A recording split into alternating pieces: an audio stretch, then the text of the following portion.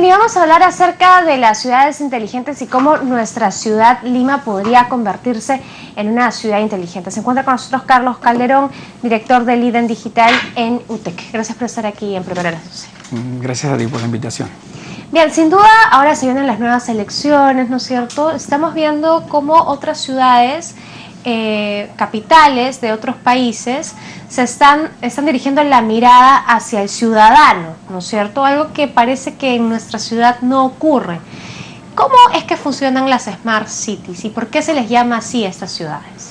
Sí, Smart Cities es un término emergente, un término nuevo, viene de las ciudades digitales de la década pasada, donde se intentaba darle conectividad a la mayoría de ciudadanos que están dentro de las urbes. No son solo las capitales, sorprendería, pero Barcelona, por ejemplo, es una ciudad inteligente, no siendo capital. Medellín, que comentábamos, también es otro caso emblemático sobre Smart Cities, y no son ciudades capitales, ¿no? Son gobiernos locales, sí, se está hablando fundamentalmente de gobiernos locales, y por supuesto hay muchas capitales del mundo que están caminando en esa dirección, ¿no? Pero fundamentalmente lo que se entiende es el uso intensivo de tecnologías emergentes en favor de los gobiernos, de la planificación, de las políticas urbanas, y con el ciudadano en el centro de la ecuación, ¿no? Es customer centric o city centric, ¿no? Citizen centric. Digamos que quieren mejorar la calidad de vida de un ciudadano. Exactamente. Y eso se ve a través, por ejemplo, del transporte. Muy buen ejemplo, el del transporte. En principio, lo que persigue este tipo de tecnologías es traer mucha productividad, mucha eficiencia, pero la derivada natural son las experiencias de los ciudadanos, ¿no? Y el bienestar que se genera. Voy a poner un buen ejemplo, el caso del Centro de Control de Tránsito de Medellín. Por supuesto, para llegar a este punto hay decenas de años atrás, por lo menos 15 años detrás, de una serie de capítulos que ha ido construyendo Medellín antes de llegar a ser una Smart City. Pero para ir al ejemplo del tránsito, ellos tienen un centro de control de tránsito donde reciben información en data estructurada y data no estructurada de todas las cámaras de circuitos cerrados que hay, por ejemplo, de la policía y de los municipios que tienen sus propios circuitos cerrados de televisión. Tienen información de los semáforos inteligentes, tienen información de las papeletas, tienen información de muchas fuentes, incluyendo redes sociales. Toda esa información se centraliza en un solo espacio, digamos, se procesa y se pone en un modo accionable que pueda ser consumida para empezar a tomar decisiones. Voy a poner un ejemplo. En el caso de Medellín, este proyecto tomó planificarlo como año y medio, más las inversiones de desarrollo otro año más. Después de 2 años y medio, habían tenido 8 meses de desarrollo. Yo fui a visitar Medellín el año pasado y me di con los siguientes números que solamente se habían producido en 8 meses de gestión. Habían reducido el número de accidentes de tránsito en cerca de 23% en 8 meses, comparado con 2 años atrás. Habían reducido el número de heridos cerca de 17% y los muertos 9% en ese mismo periodo. Pero no solamente ataca el problema de accidentes de tránsito, sino que, por ejemplo, los atascos en las principales vías.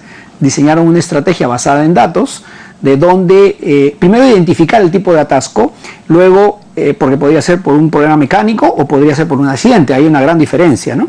Y quien resuelve puede ser o la policía o puede ser un auxilio mecánico. Entonces, todo eso estaba perfectamente organizado, diseñado, basado en el uso de la información que se venía generando, de modo que el tiempo que le agregaron a la gente, le regalaron a la gente que transitaba por esas vías, en promedio 27 minutos por día en las principales vías, producto del uso de la información, ¿no? Entonces, un buen ejemplo para demostrar cuando los gobiernos empiezan a usar tecnologías disruptivas o tecnologías emergentes en favor de los ciudadanos a través de este tipo de proyectos, ¿no? Y así uno puede ver un ejemplo también en polución, en seguridad, en muchos otros aspectos que ayudan a gobernar de manera inteligente, poniendo efectivamente al ciudadano en el centro. Parte de la calidad de vida también es el medio ambiente, ¿no es cierto? Sin duda, sin duda. Y aquí hay un problema, por ejemplo, de recojo de basura y después de reciclaje. En nuestra ciudad es como bastante difícil ver, por ejemplo, recicladoras municipales, solamente un distrito parece que lo tiene.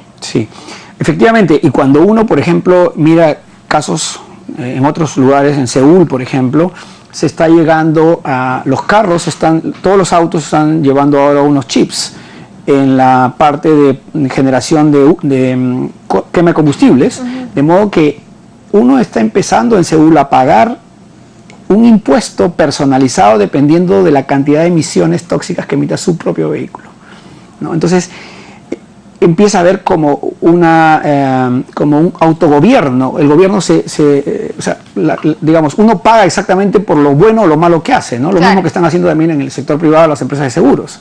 El valor de tu seguro varía, el precio que tú pagas por tu seguro varía dependiendo de tu tipo de conducción, etcétera, etcétera. Entonces, pensar fundamentalmente, yo diría que es el uso intensivo de las tecnologías emergentes en favor de los ciudadanos. Ahora, lo que me gustaría decir es que fundamentalmente las tecnologías hoy día son accesibles.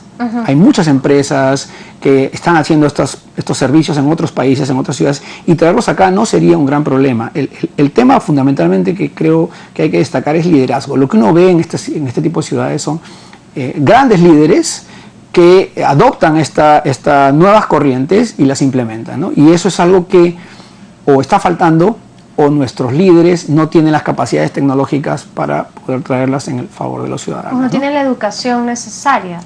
Sí, claramente hay un factor de liderazgo transformacional, ¿no? Muy importante, y de eso justamente son nuestras motivaciones en UTEC para haber lanzado este programa que es Leading Digital, que promueve un liderazgo transformacional de las principales responsables de las organizaciones, ya sea en el sector público o el sector privado. Pero estamos hablando de las más altas responsables estamos hablando de los CEOs, de los miembros de los directorios, de los accionistas, ¿no? que digamos, promuevan un liderazgo transformacional que adopte estas tecnologías en favor, ya sea de su empresa o en el caso de los gobiernos, en el caso en favor de los ciudadanos, ¿no? Bien, no es digamos, muy difícil que Lima se convierta en una Smart City. Tecnológicamente no debería haber limitaciones.